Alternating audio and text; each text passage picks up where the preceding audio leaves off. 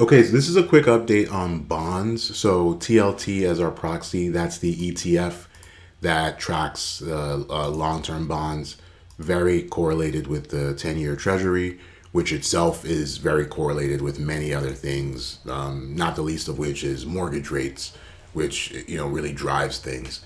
And so we have a major breakthrough here, major bullish condition. I'll start with the monthly chart. It's the most important to observe.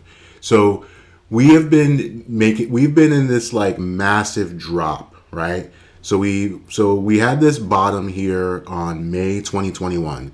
So we had this free fall decline that lasted. So this cycle lasted 15 months, right?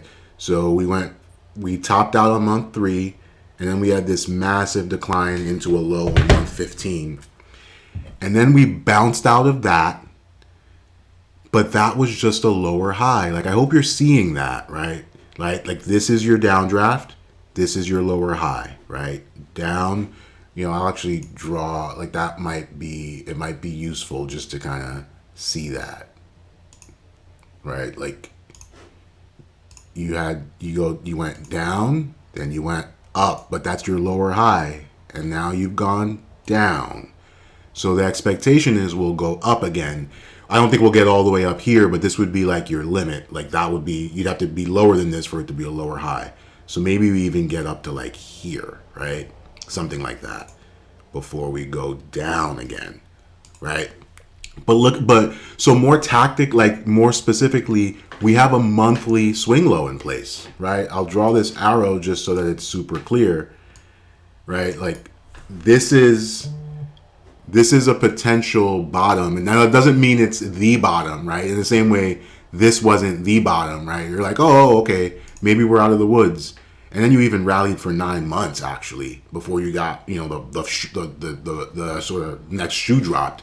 Now, does this rally for 9 months? Probably not. But who knows? It could. There's no, we're not fortune tellers, right? We watch price and we react accordingly. And right now, price is telling you we're setting some kind of low. We'll see how long it lasts. Like we may be starting a new sort of, I call these yearly cycles. So it's a little bit shorter than like a 3-year cycle. Think of it as like the first leg within the 3-year cycle in some ways. And so to get more tactical, to understand how to time this within the daily cycle, we're actually on day 24. Right, and so that's important. Last daily cycle lasted 27 days, and it bottomed here. Right, you can see where my cursor is. So this was your cycle, right? It topped out on day 14, and then we descended into a low on day 27. For this cycle, it looked like this was the top, and then we came down, and now we bounced. We've consolidated all. Like this was just a lot of consolidation for like 1, 2, 3, 4, 5, 6, 7, 8, 9 trading days.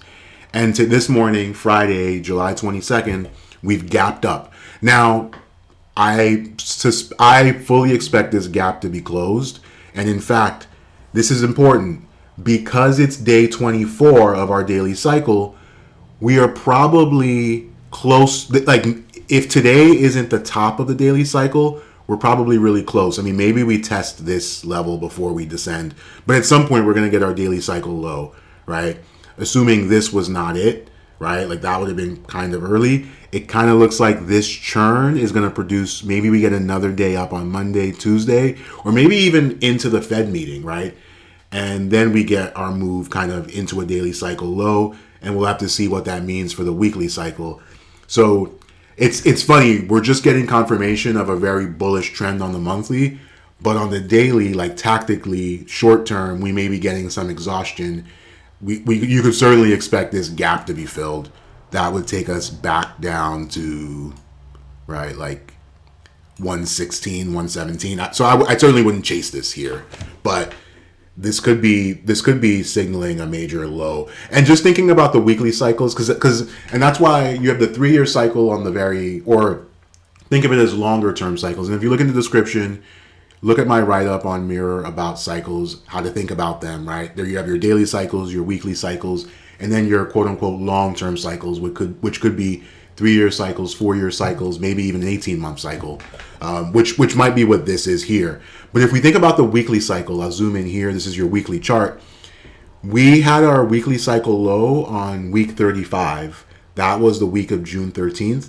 And this is actually week 5, right? So like we're finally starting to like make some real sort of forward progress, because this has been kind of grindy a little bit so far, like these last 4 weeks, which makes sense. You saw the daily chart, what was happening. That's why these weekly candles are stacked next to each other, because the daily candles are.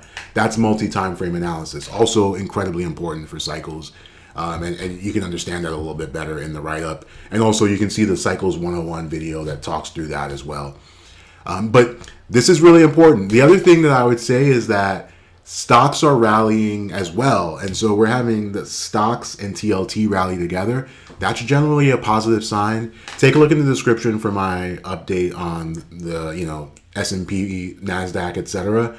So that's getting a little interesting as well. We're definitely seeing some strength technically there.